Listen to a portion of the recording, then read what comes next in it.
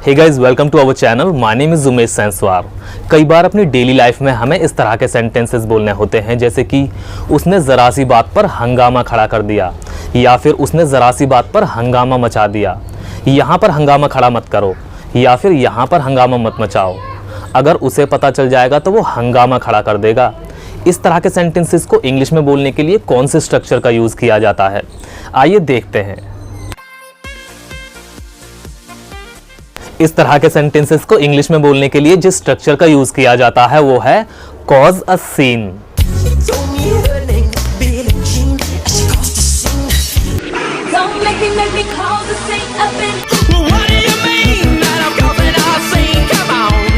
Cause a scene का मतलब होता है हंगामा खड़ा कर देना या फिर हंगामा मचा देना, मतलब गुस्से में या फिर एम्बैरस होकर तेज तेज बोलने लगना वगैरह।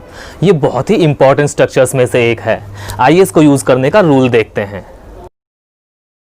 इसके रूल के लिए सबसे पहले बोला जाता है सब्जेक्ट और उसके बाद हेल्पिंग वर्ब, और हेल्पिंग वर्ब के बाद बोला जाता है कॉज अ सीन और लास्ट में object.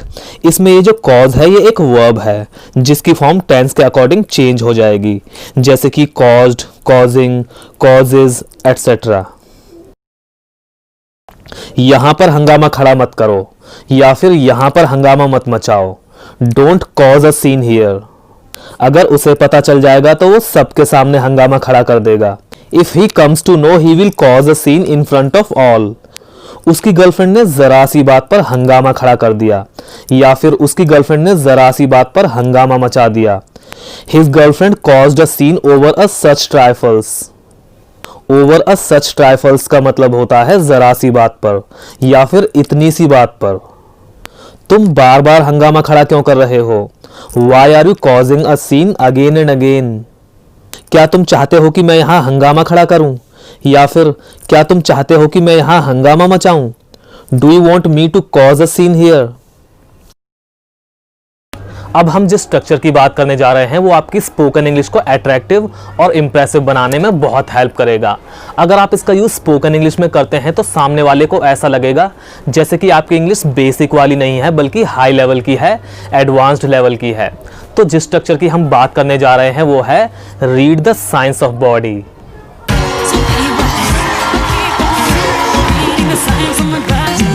Read the science of body का मतलब होता है बॉडी के इशारों को, मतलब बॉडी लैंग्वेज को समझना, बॉडी के एक्सप्रेशंस पर ध्यान देना, अटेंशन पे करना। आपने नोटिस किया होगा कि सॉन्ग में सिंगर ने आईएनजी वर्ब का यूज किया है। ऐसा उन्होंने इसलिए किया है क्योंकि उन्होंने कीप ऑन का यूज किया है।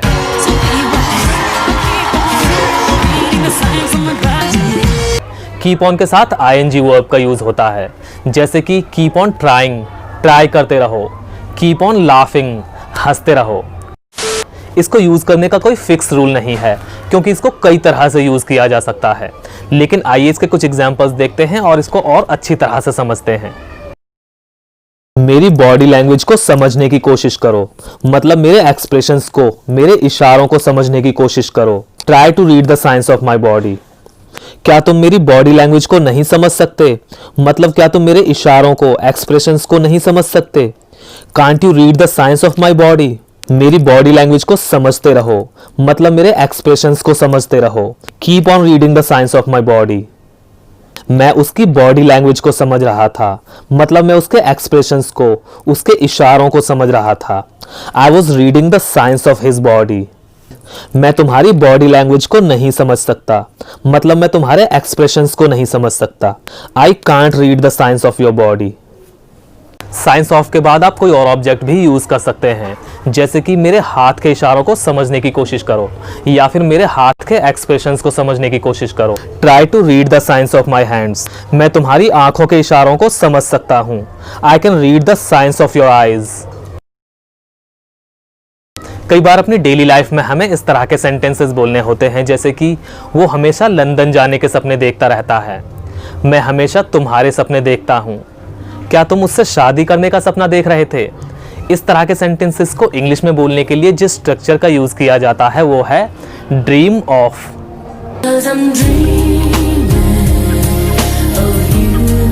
ड्रीम ऑफ का मतलब होता है किसी चीज का, किसी इंसान का या फिर किसी काम को करने का सपना देखना। आइए इसको यूज करने का रूल देखते हैं।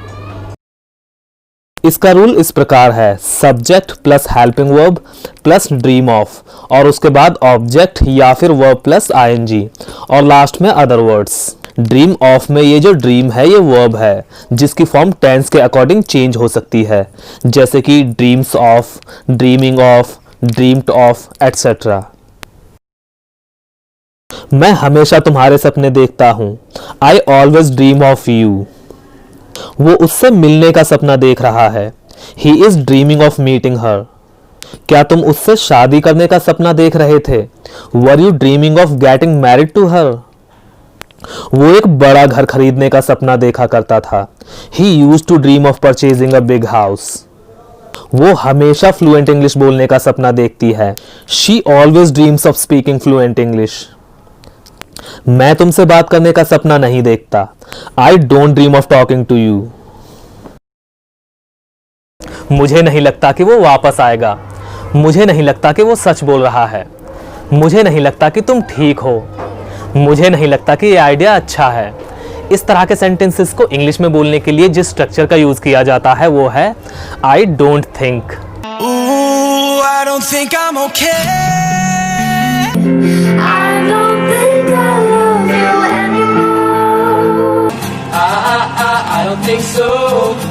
आई डोंट थिंक का मतलब होता है मुझे नहीं लगता। इसमें ये जो आई है ये सब्जेक्ट है जिसे चेंज भी किया जा सकता है। अगर सब्जेक्ट सिंगुलर है तो डजंट का यूज किया जाएगा। आइए इसको यूज करने का रूल देखते हैं। इसके रूल के लिए सबसे पहले बोला जाता है सब्जेक्ट, और उसके बाद डोंट या फिर डजंट, और उसके बाद थिंक। थिंक के बाद बोला जाता है दैट, और दैट के बाद सेंटेंस या फिर अदर वर्ड्स। दैट को आप लगा भी सकते हैं और बिना दैट के भी बोल सकते हैं, ये आपकी इच्छा के ऊपर है। मुझे नहीं लगता कि वो किसी और से प्यार कर सकता है, I don't think that he can love someone else.